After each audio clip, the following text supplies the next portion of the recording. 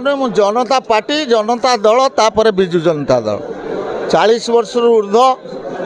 जे कि मुझे प्रथम राजनीति में पाद थापिली स्वर्गत प्रभात पुरुष बिजु बाबूंकर नीति आदर्श अनुप्राणित ही कॉलेज जीवन नु जे कि मु जनता पार्टी रे कार्य आरंभ करी तापर जे जनता दल तापर बिजु जनता दल आज मु देखुची जे दीर्घ वर्ष धरिकी बिजु जनता दल बिजु बाबूंकर नीति आदर्श आउ चालू नाही एटी नीति आदर्श जे कि पांड्यान नीति आदर्श चलुची आ बिजु बाबूंकर नीति आदर्श नाही एवं विशेष करिकी जे सबु भारत वर्षर विकास सबु लोकन को जाति धर्म निर्विशेष लोकन को साथी रे नै कि जीवा पाई जे नरेंद्र मोदी जे कि मान यशस्वी प्रधानमंत्री जे तांकर नीति आदर्श रे मु अनुप्राणित होइछे एवं विशेष करिकी जे मोर बंधु तथा राज्य सभापति मनमोहन सामल जे तांकर कार्यकलाप कार्यदक्षता कमिटमेंट रे मध्य अनुप्राणित होइछे एवं सर्वोपरि जे दुई जन प्रार्थी जे सांसद प्रार्थी अभिमन्यु सेठी एवं जे सीतांशु महापात्र से जे विधायक प्रार्थी तांकु जययुक्त करबा पाई मो विवेक कहला जोठी नीति आदर्श नहीं जो दल से दल को परित्याग करवा जो दलर सम्मान नहीं साधारण कर्मी को जो दलर साधारण कर्मी को नेता मानक पठारे आत्मसम्मान नहीं जिला परिषद सभ्य हाँ ना मु इस्तीफा दे देछि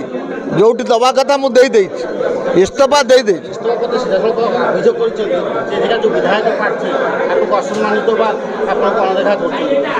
शुणु विधायक प्रार्थी पुओ पुत्र जे मत असम्मान करना आज जो शह शह हजार हजार लोक आसछन्ति समस्ते मध्य तांका व्यवहार जे बिजु जनता दलर आज प्राय 20 टू ऊर्ध्व पंचायतर कर्मी माने आज जोग देइछन्ति समस्ते मध्य तांका व्यवहार जे क्षुब्ध मो सहित 1000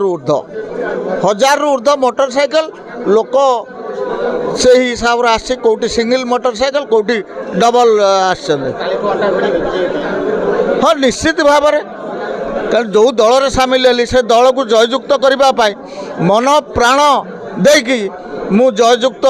करने चेष्टा करी निश्चित परिश्रम करी एवं जययुक्त हम जे बीजेपी दल ये जययुक्त हम प्रतिदिन जो संख्यार बिजु जनता दल और कांग्रेस दल त्याग करी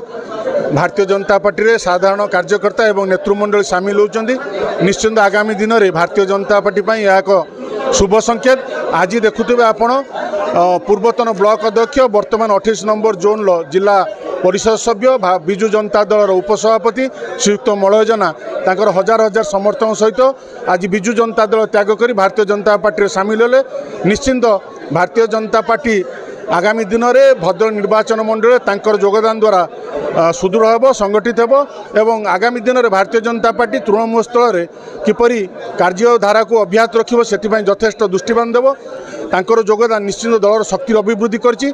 2024 निर्वाचन जो निर्णायक निर्वाचन होगा जाउछि निश्चित तांकर योगदान दल पई भूमिका गुरुत्वपूर्ण रहिबो आगामी निर्वाचन में भारतीय जनता पार्टी यशस्वी रहिबो एथिरे कोनोसी संदेह नहीं संकोच नहीं।